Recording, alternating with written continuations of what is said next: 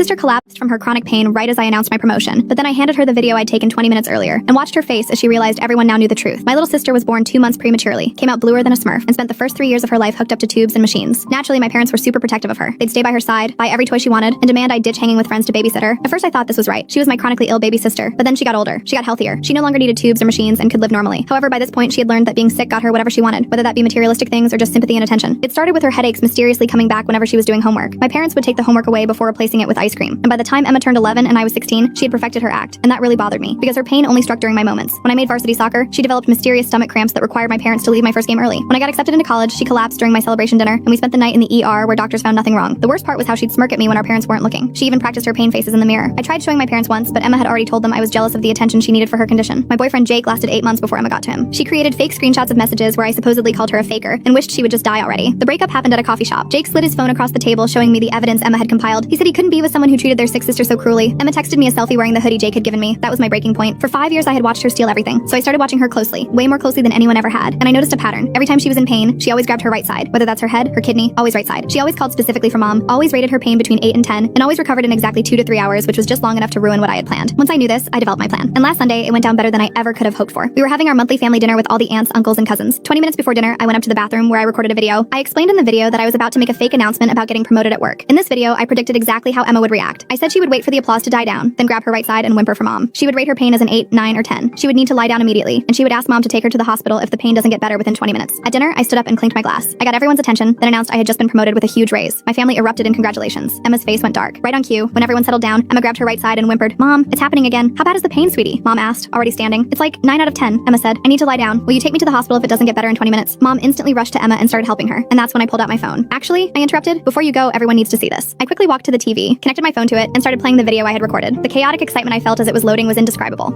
Everyone was confused at first. Emma herself was wincing while asking me what I'm doing, but then my pre-recorded video started playing, and the room went completely silent. Emma's face went from performed pain to genuine panic. She instantly let go of her side and started running to me, grabbing the phone and pausing the video, but the fact the video wasn't playing anymore was actually worse for Emma. She had just forgotten her pain and ran to wrestle me for the phone. She stood there yelling at me for manipulating her and trying to tell everyone it's not what it looks like. The family already looked disgusted though. My uncle, who had always suspected something was up, told her she was sick in the head. My aunt, whose friend had an actually chronically ill child, told Emma she deserves a place in hell, and my parents now saw her for who she was. She was sent upstairs for the rest of dinner, and she hasn't faked being in pain once since then. Funny thing is, last month she came down with